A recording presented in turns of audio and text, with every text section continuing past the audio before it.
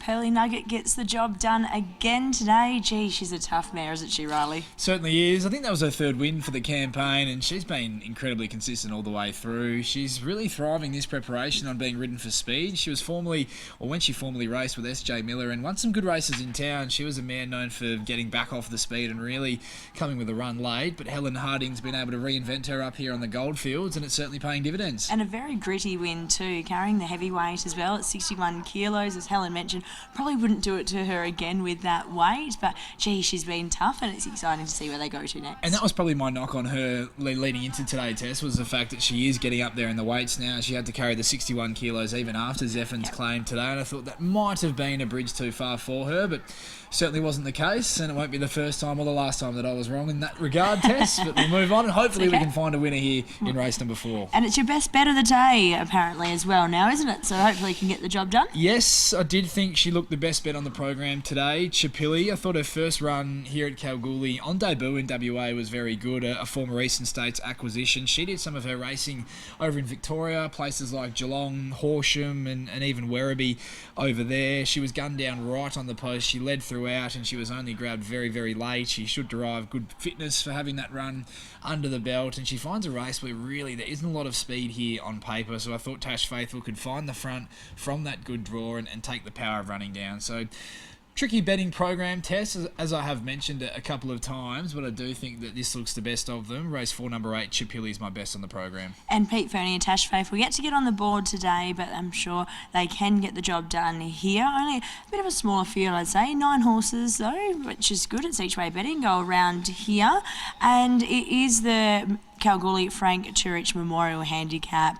Frank was a member of the Tats Club here for many years, since the 25th running of this memorial race today, so no doubt there's plenty of people here on course. I know they're having a great function over there that they're able to remember him, and hopefully there will be a trophy presentation as well afterwards, so hopefully there's some lucky punters there and they can remember their good friend in Frank. But Chipilly, where do we see, from a speed perspective, I guess, now, Riley? We've got a little bit of time to kill. Those runners are just about to make their way into the yard. Who do we see leading here? I thought Chipilly would lead here, Tess. There is a bit of other speed in the race. Brillante is a horse that can roll forward as well. I Never Dreamed has got tactical speed. She could hold a position in the first half, but other than that, there's no real horse that I could see really pushing forward with enough intent to hold out or get across a horse like Chipilly. So I did think the lead was hers for the taking, and from there, as we often see here at Kalgoorlie, leaders that are able to kick off the corner can be very difficult to run down, and hoping that can be the case here. We'll kick off our preview now, Riley, with the one, Bondo's Son. He does look very well as well. He caught my eye just then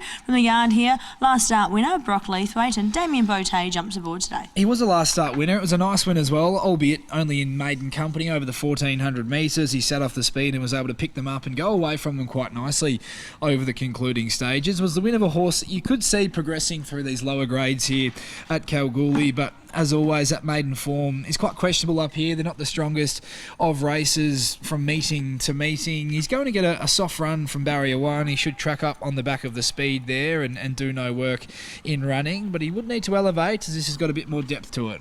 I Never Dreamed is the 2. Had been in very consistent form until last start, but hopefully goes back to that form. And Gary Bowen, Troy Turner combining. She was in some good form last preparation test. She has been freshened up. We haven't seen her at the races for 56 days now, so it has been 8 weeks. But as we mentioned, she was going well prior to a little let-up. She ran second behind Keep and Knockin' and was a winner in Class 2 company over the mile, defeating Pray With You, and what was a sharp performance there. As we know, she's got a good fresh record. She certainly goes well fresh, so she can certainly feature here if she's forward enough, and she maps for close enough, I thought, to the run of the race from barrier 3.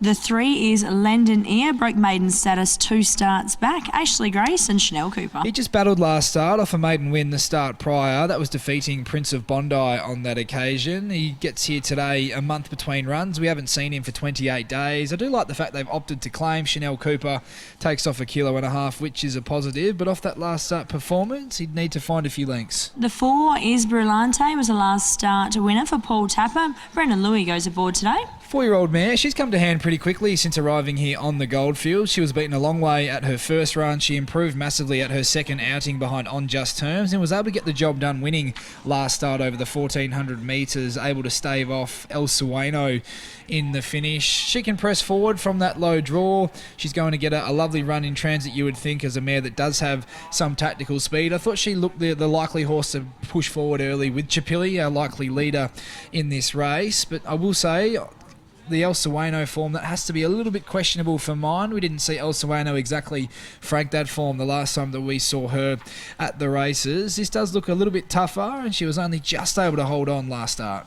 The 5 is Gibraltar Gold. Looks to be a really nice type in the making. Peter Fernie, Braden Garth. She does, Tess, and I thought she looked the danger to my on-top selection, the stablemate Gibraltar Gold. I thought she was a huge run in for second last start. She hit the line nicely behind Diego Dynamite, and I thought he had a few excuses a bit earlier today. Didn't get the rub of the green this time around, but that was a race dominated by that galloper on speed and by the winner. So given she got a long way back in running, I love the way she attacked the line late and over the final 200 metres. She's still relatively lightly raced. She's only had the 4 career starts. She's a 4-year-old mare now. The map looks a little bit sticky for Braden Garth here from the gate. I'm not sure where he gets to. He is likely to end up in the second half of the field, which is my slight knock on her in comparison to the favourite. But with a bit of luck early and a position in running, she looks the danger to the fave. The 6 is Nadell, Helen Harding and Zephyr Johnson-Porter chasing a race-to-race double. Dropping back in distance here, she's been racing very consistently this campaign. She ran second last start over the 1760, stepping up in trip behind High Precision. The start prior to that, really liked her run,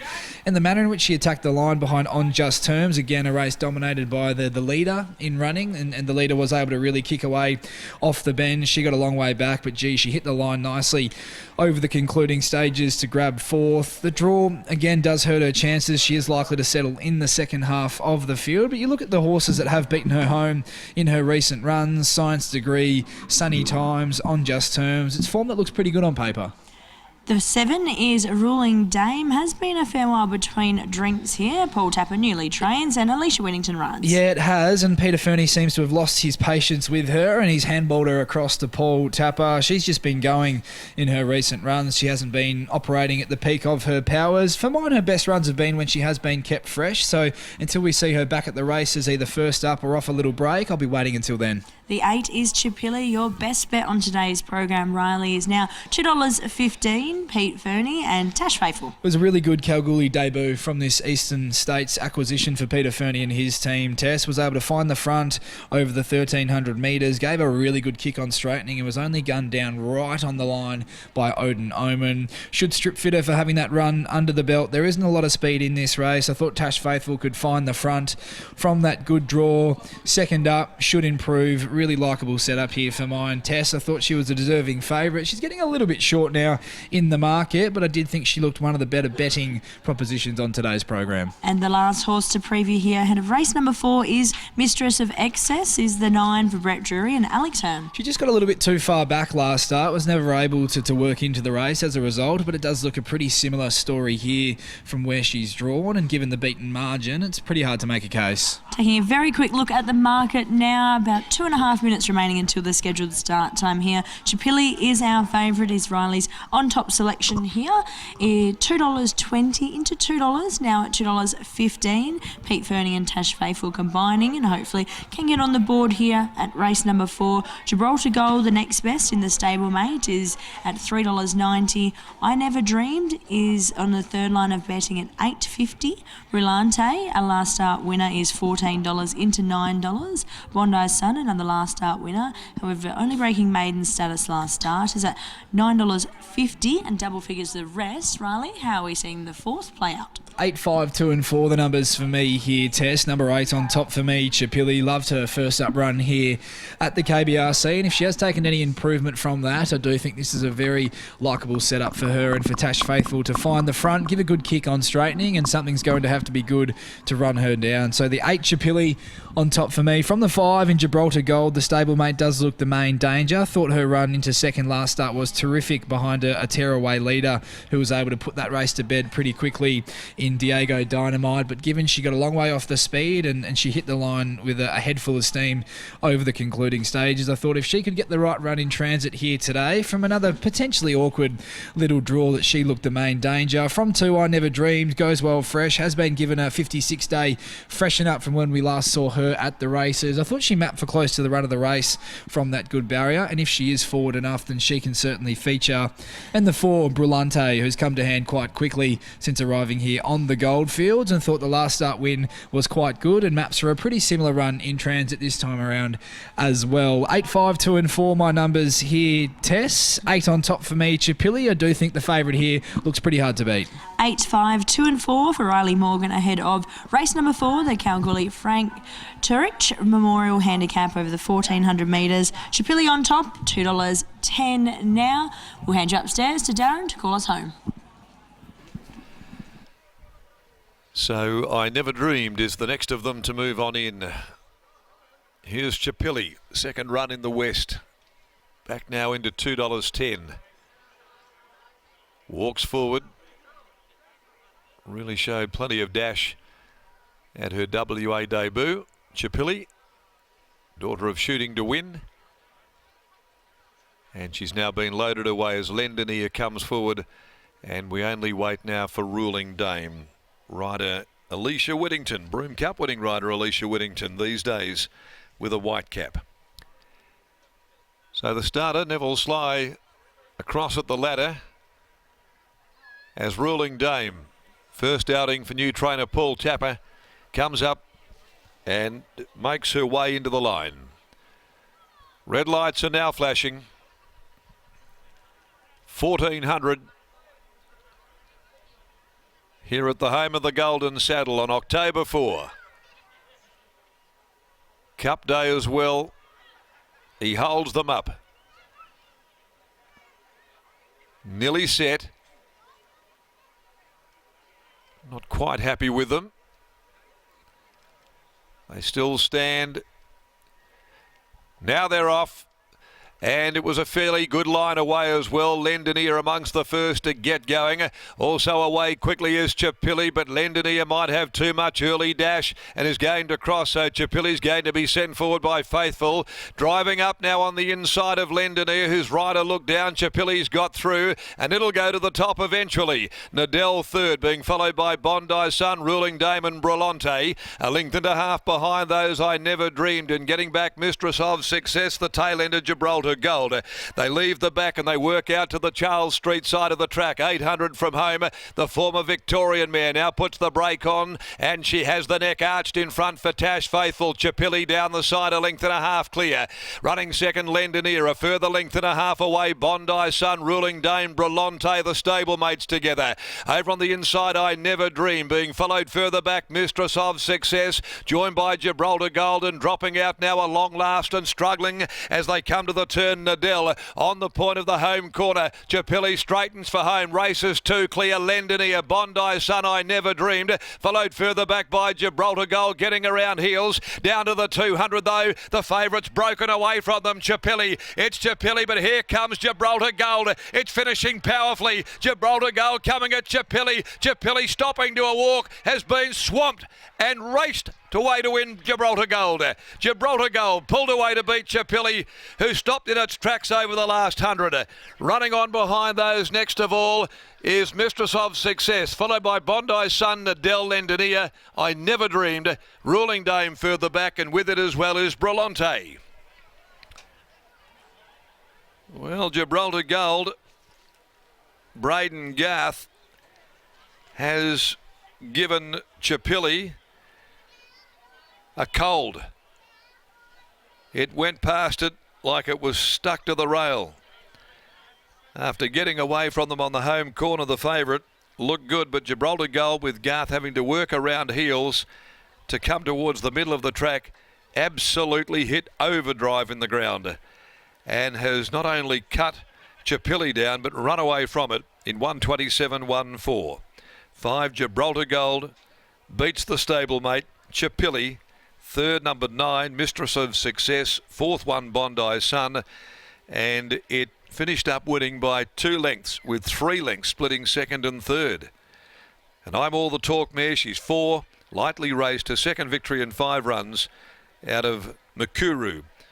For P. Price, Mrs. S. Stewart, G. Greenhill, B. Royal, Karen Fernie and Mrs. S. Barton, and trained at Kambana Lodge, who produced the Quinella in the event. Braden Garth aboard. Chipilly second by Shooting to Win out of Princess Command. Tash Faithful and third 9. Mistress of Success by A-Lot from Forever Famous, Brett Drury and Alex Hearn. But Gibraltar Gold, certainly too good for them there. 2 wins now from 4 runs this campaign and takes out the Frank Turich Memorial Handicap. So we go now to the first leg of our quadrella this afternoon, the George Thomas Memorial over the 1400 metres where they're all running. Let's go downstairs now and we'll catch up with Tess Daly after this victory. But Peter Fernie has got 1 and 2 home. It was the favourite that went down though. Gibraltar Gold was able to strike it rich here in race 4. Yes, he's got a Quinella here, Pete. 2 very, Darren should say, but Pete, 2 very nice horses. I thought it was all over with 200 to go, and Gibraltar Gold, jeez. Yeah, well, she's her last start she ran the fastest sectional the whole day, and she was bludgeoned again at the 800. He couldn't get her to pick up the bit, and I was quite surprised she got over the other one. She just let down unbelievable. I don't know, the other one we might be making a mistake leading with her, I think, so I might just sit her back next time. The other one, all her runs over east, she come from behind, but she's just been leading in races with no speed, so we'll just sit her back next start, I think. And Gibraltar Gold, what a big action too. We just chatted off camera, the 16 of the mile further. Could be a very, very exciting type. Well, she's been a headache the whole time. She's had so many injuries, and that's why she's only had 4 starts as a 4-year-old. She's very hard work. You've got a very big team in. Heavy medal in the next? Well, I hope so. It's her last start. She's going to Playing God now, so I hope she can win a race for him and she can go her way as a winner. Congratulations here. Best of luck throughout the day. Thank you. There's Pete Fernie and here's BG, Braden Garth. Thanks, Tess. Yes, catching up with Braden Garth. Braden, fair to say you had it all in front of you at the top of the straight, but she was able to pick them up and put them down, and that was some win. Yeah, it was pretty impressive the way she let down. Look, I watched her previous run and obviously spoke to Pete before the race, and she can drop the bit quite bad, so I wasn't too worried when she wasn't travelling that well. I knew sort of when I really asked her she was going to let rip. The speed was on in earnest early doors, and it did seem as though that she maybe struggled to go with that speed early, but once she's able to iron that out in terms of how her racing manners, given she is still very lightly raced, she could finish into a really nice horse. I agree, 100%. She's still learning, still doing a lot wrong, so there's plenty more ahead of her. She's got a lovely big action on her, as Tess touched upon with Pete, and she just seems to cover the ground really well as well, especially late once she did finally hit top gear. Yeah, 100%, especially in this sort of ground as well. The feel she gave me, especially when she let rip that last 200, it was a very nice feel, so yeah, very happy with her. She looks a nice horse, Braden. Congratulations on the win. Thank you very much. There's Braden Garth combining with Peter Fernie, and Gibraltar Gold takes out the Kalgoorlie Frank Turich Memorial Handicap over the 1400 metres. A very exciting mare in the making for all the connections and Peter Fernie. Pete does Quinella this race. Numbers here from the 4th, 5, 8, 9 and 1. The next race is the first leg of the quaddie here at the KBRC.